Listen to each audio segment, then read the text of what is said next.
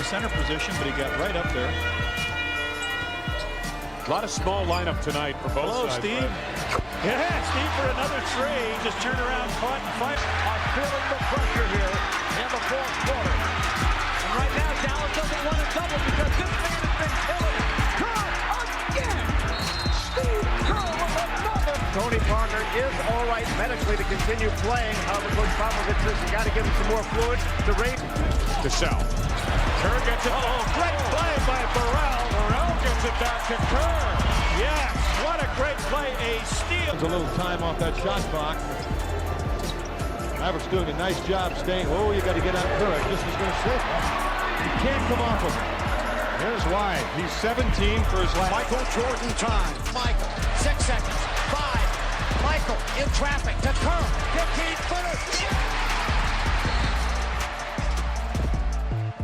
He's a man who defied the odds, shaped the modern NBA, and proved that greatness isn't just about skill, it's about resilience. Steve Kerr, a player-turned-coach, has a legacy few can rival. 5 championships as a player, 4 as a coach, and a reputation as a basketball visionary. From escaping a bombing in the Middle East to taking a punch from Michael Jordan, Kerr's journey is nothing short of extraordinary. But how did this seemingly ordinary player become one of the NBA's most decorated figures? Was it luck, sheer talent, or an unyielding drive to overcome life's harshest challenges? This is the story of Steve Kerr, a tale of triumph, heartbreak, and the relentless pursuit of excellence. Steve Kerr was born on the 27th of September, 1965, in Beirut, Lebanon, into a family that valued education and global understanding. His father, Malcolm Kerr, was a prominent professor specializing in Middle Eastern politics, while his mother, Anne, was a committed educator. Steve's early years were marked by a unique blend of cultures, as the Kerr family moved between California, the Middle East, and Europe. For 2 years, the family lived in Cairo, Egypt, where Steve's father taught at the American University. Later, they settled in Beirut, where Malcolm became the president of the American University of Beirut.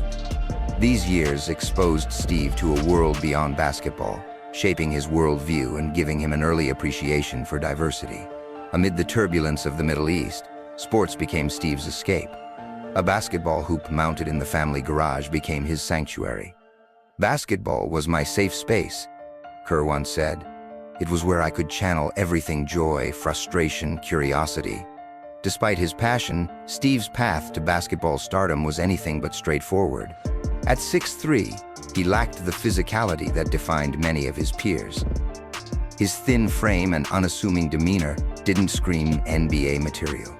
But what Steve lacked in size, he made up for in precision. Hours of practice honed his shooting skills, turning him into one of the most accurate sharpshooters the sport has ever seen. In 1983, Steve earned a scholarship to the University of Arizona under legendary coach Lute Olson. This was a dream come true, but life threw a curveball that tested Kerr's resilience like never before. That summer, Steve spent time with his family in Beirut. Despite the region's escalating tensions, he cherished the time with his parents. But just before returning to the US, tragedy struck. While Steve prepared to board a flight, the airport was bombed. "We were running, my mom clutching me as explosions echoed around us," Kerr recalled. Though he escaped unharmed, the harrowing experience left a mark on the young athlete. Back at Arizona, Steve focused on basketball, but his freshman season was modest, averaging just 7.3 points per game. What weighed more heavily was his father's absence. Malcolm remained in Beirut, leading the university amidst growing unrest. On the 18th of January, 1984, Steve's world was shattered. His father, Malcolm, was assassinated on his way to work, a victim of the relentless violence in Beirut. Steve received the devastating news in the middle of the night. "I knew Beirut was dangerous, but nothing prepares you for something like this," he later said. Malcolm's death left a void that Steve struggled to fill. While his family mourned in Beirut, Steve stayed in Arizona, using basketball as his refuge. Just days after the tragedy, Steve stepped onto the court for a game against Arizona State. "It wasn't just about basketball, it was survival," he explained. Steve dedicated the game to his father, delivering a performance that would forever be etched in memory. 5 of 7 shots made, leading his team to a crucial victory. In the wake of unimaginable loss, Steve Kerr found solace in the game he loved. As his sophomore season progressed, Steve's numbers improved steadily. His dedication to perfecting his craft and an unshakable focus on the fundamentals made him a standout player. Under the mentorship of Coach Lute Olson, Steve became the heart of the University of Arizona Wildcats. By his junior year, he was averaging 14 points and 4 assists per game, boasting an impressive 57% shooting accuracy and an incredible 90% from the free throw line. Kerr's precision as a shooter earned him a spot on the U.S. national team for the 1986 FIBA World Championship, where he played alongside future NBA legends like David Robinson. The U.S. team secured the gold medal, and Steve contributed significantly, finishing as the 4th leading scorer. This triumph seemed to mark the beginning of something extraordinary. But life, once again, threw Kerr a curveball. During the preseason of his senior year, Steve suffered a devastating ACL tear. In an era where such injuries often ended careers, many doubted whether Kerr could return to the court, but Steve wasn't one to back down. "I didn't just want to play basketball, I needed to," he said. With relentless determination, Kerr underwent surgery and an arduous rehabilitation process. His dedication paid off as he returned to action for his senior season in 1988. That year, the NCAA introduced the three-point line, a development that played directly into Steve's strengths. In his senior season, Steve Kerr made history. His three-point shooting percentage was an astounding 57.3%, a record that stood for decades. His performance led Arizona to its first-ever Final Four appearance, cementing his legacy in the program. Kerr's leadership wasn't just about his skill set, it was about his resilience. Even when taunted by rival fans about his father's tragic death, Steve turned his pain into motivation. During a game against Arizona State, students cruelly chanted, "W, here is your father." The words cut deep, but Steve responded the only way he knew how on the court. He scored 20 points in the first half, leading the Wildcats to a commanding victory. That game wasn't just a win, Kerr reflected. It was a statement that I wouldn't let the past define me. Despite his collegiate success, Steve Kerr wasn't considered a top prospect for the NBA. At 6'3" with a slender frame, he lacked the athleticism scouts sought. But Kerr's shooting ability and basketball IQ made him impossible to ignore. In the 1988 NBA Draft, the Phoenix Suns took a chance on him, selecting Kerr in the second round with the 50th overall pick. For Steve, just making it to the NBA was a victory. "I didn't care where I was drafted, I was in the league, and that's all that mattered," he said. However, Kerr's rookie season was far from glamorous. He spent most of the year on the bench, appearing in just 26 games and scoring a total of 54 points. Critics questioned whether he had what it took to compete at the highest level. But Steve wasn't ready to give up. In 1989, Kerr was traded to the Cleveland Cavaliers, a move that would give him his first real chance to shine. With more playing time, Steve showcased his incredible shooting touch. In his second season with the Cavs, he led the NBA in three-point shooting percentage, hitting 51% of his attempts. Kerr's reputation as one of the league's best sharpshooters began to take shape. Over 3 seasons in Cleveland, he maintained a 47% success rate from beyond the arc, a franchise record that still stands. But despite his personal success, Kerr longed to be part of something bigger. In 1993, Kerr signed with the Chicago Bulls, a decision that would change the course of his career. Joining a team led by Michael Jordan and Scottie Pippen, Steve stepped into one of the most competitive environments in professional sports. At first, Kerr's role was limited, but his work ethic and unflappable demeanor quickly earned him respect from his teammates. Steve didn't just studied the game. Jordan said, he was always ready, no matter the situation. Steve Kerr's time with the Chicago Bulls wasn't just about learning to play at the highest level, it was about surviving one of the most demanding environments in NBA history. Under the leadership of Michael Jordan and coach Phil Jackson, the Bulls weren't just a team, they were a dynasty in the making. Practices were famously intense, with Jordan pushing his teammates to their limits. One fateful day, during a scrimmage, things came to a head between Jordan and Kerr.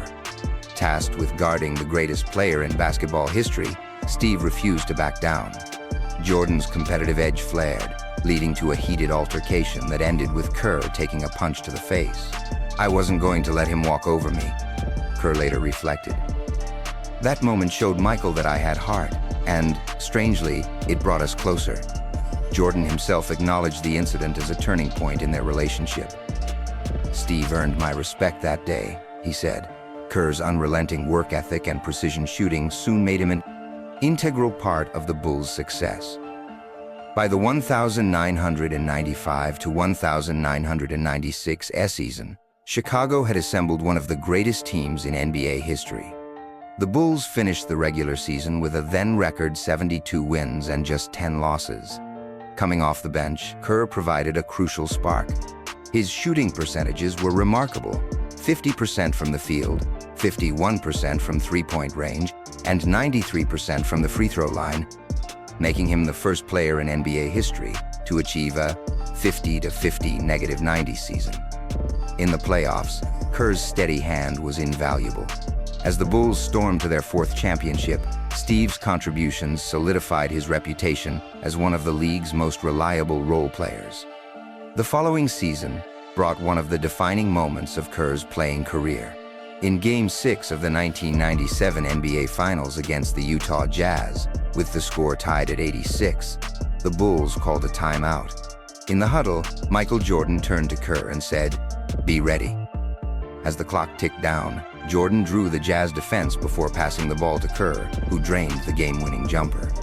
The shot sealed the Bulls' fifth championship, and Kerr's name was etched into NBA lore. "That's the kind of moment you dream about as a kid," Steve said. "To deliver when it mattered most is something I'll never forget." In 1998, the Bulls completed their second three-peat, with Kerr playing a key role as a sharpshooter and steadying presence in the locker room. But the dynasty was coming to an end. Following the Last Dance season, Michael Jordan retired again, and the Bulls' core was dismantled. Kerr was traded to the San Antonio Spurs, where he joined another powerhouse team led by Tim Duncan and David Robinson.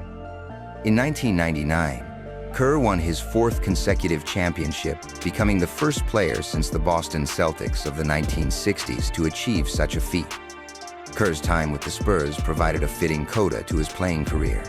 Though his minutes were limited, he still found ways to make an impact. In Game 6 of the 2003 Western Conference Finals against the Dallas Mavericks, with the Spurs trailing by 15 points, coach Greg Popovich turned to the veteran guard. Kerr didn't disappoint, hitting 4 consecutive three-pointers to ignite a comeback. The Spurs went on to win the game in the series, eventually claiming the NBA title. Kerr retired that year with 5 championship rings and a reputation as one of the most efficient shooters in league history. Steve Kerr's post-playing career began with a natural transition into broadcasting. As an analyst for TNT, he quickly gained a reputation for his insightful commentary and sharp understanding of the game. But broadcasting was only the first step. Kerr had always been a student of the sport, and it wasn't long before he felt the pull to be directly involved in shaping teams and strategies. In 2004, Kerr became part of the ownership group for the Phoenix Suns, taking on the role of general manager in 2007. His tenure with the Suns was marked by bold decisions, including the blockbuster trade that brought Shaquille O'Neal to Phoenix. Though controversial, Kerr's moves underscored his willingness to take risks in pursuit of success. Despite some bright moments, including deep playoff runs led by Steve Nash and Amare Stoudemire, the Suns fell short of a championship. By 2010, Kerr had stepped down as GM, feeling the call of family obligations and the desire to find a new challenge. For several years, Kerr returned to broadcasting, honing his analytical skills while keeping a close eye on the evolving NBA landscape. Then, in 2014, 2 opportunities presented themselves: coaching the New York Knicks under his former mentor, Phil Jackson, or taking the helm of the Golden State Warriors, a rising team in the Western Conference. Kerr chose the Warriors, a decision that would redefine his legacy. When Kerr took over as head coach, the Warriors were already a talented team with Stephen Curry, Klay Thompson, and Draymond Green forming the core. But under Kerr's guidance, they transformed into a juggernaut. He implemented a motion-heavy offense that emphasized spacing, ball movement, and three-point shooting. Kerr's system maximized the talents of his roster, particularly Curry and Thompson, whose sharpshooting capabilities reshaped how basketball was played. The results were immediate. In Kerr's first season, the Warriors won a franchise record 67 games and stormed through the playoffs, defeating LeBron James and the Cleveland Cavaliers in the 2015 NBA Finals. Kerr became the first rookie coach in 27 years to win a championship. The following season, the Warriors made history. They finished the 2015 to 2016 campaign with a record-breaking 73 wins, surpassing the 1,995 to 1,996 Chicago Bulls team that Kerr himself had played on. Though the season ended in heartbreaker, finals loss to the Cavaliers after holding a 3-1 series lead, it was clear that Kerr's Warriors had ushered in a new era of basketball. In the summer of 2016, the Warriors added another superstar, Kevin Durant. With Durant in the lineup, Kerr's team reached even greater heights. They won back-to-back championships in 2017 and 2018, cementing their status as one of the greatest dynasties in NBA history. Kerr's leadership extended beyond the X's and O's. Known for his calm demeanor and ability to connect with players, he fostered a culture of accountability and selflessness that allowed the team's stars to thrive together. The 2019 season brought challenges. Injuries to Durant and Thompson derailed the Warriors' quest for a third straight title, and they fell to the Toronto Raptors in the finals. The following season, with their core sidelined, the Warriors struggled mightily, finishing with one of the worst records in the league. Kerr, however, saw the adversity as an opportunity to rebuild. "These are the moments that test you," he said. "They also make the journey more meaningful." By 2022, the Warriors were back on top, with Curry, Thompson, and Green reunited, and new talent like Jordan Poole and Andrew Wiggins emerging. Kerr guided the team to their fourth championship in 8 years. The victory not only reaffirmed the Warriors' greatness, but also solidified Kerr's status as one of the most successful coaches in NBA history. Steve Kerr's NBA journey is nothing short of extraordinary. With 9 championships, 5 as a player, and 4 as a coach, he stands as one of the most decorated figures in league history. While titles often serve as the ultimate measure of greatness, Kerr's success transcends the mere accumulation of rings.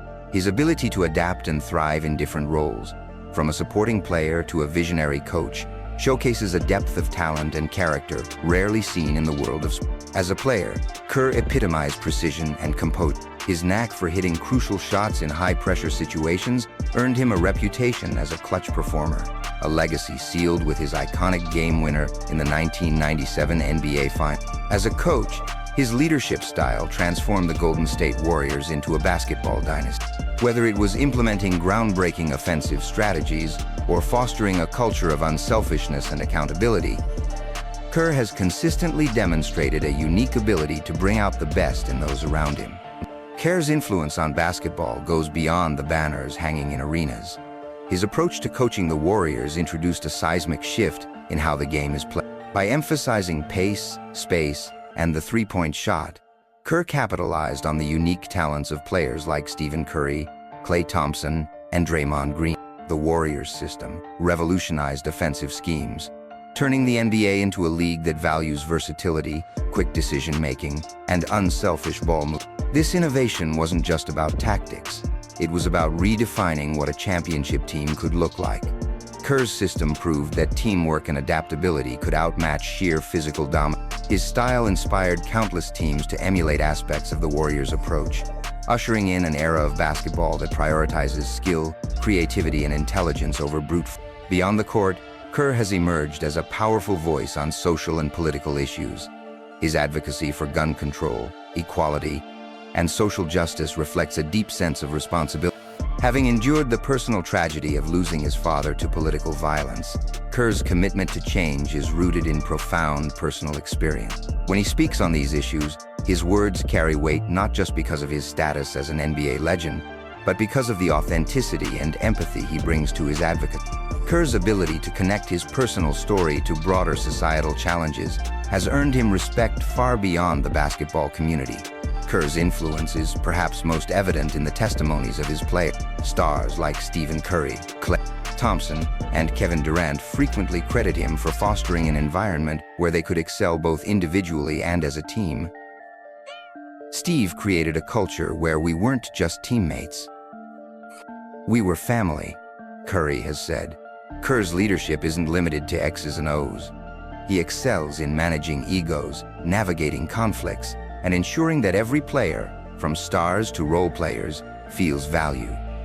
His ability to connect on a human level, listening, empathizing, and empowering, sets him apart as one of the NBA's most effective leaders.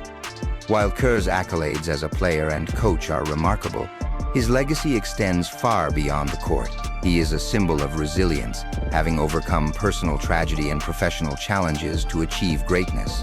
He is a pioneer, having reshaped how basketball is played at its highest level. And he is a mentor,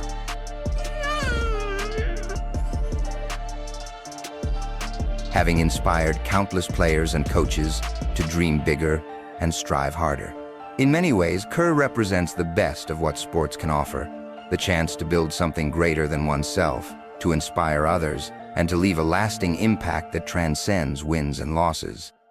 His story is one of triumph over adversity, of evolving from a clutch player into a transformative coach, and of using his platform to make the world a better place. While Steve Kerr's career is still unfolding, one thing is certain: his influence on the game is already cemented. Whether he is guiding the Warriors to another title, mentoring young coaches, or speaking out on issues close to his heart, Kerr continues to embody the values of excellence, integrity, and humanity. Steve Kerr, a champion on the court, a leader beyond it,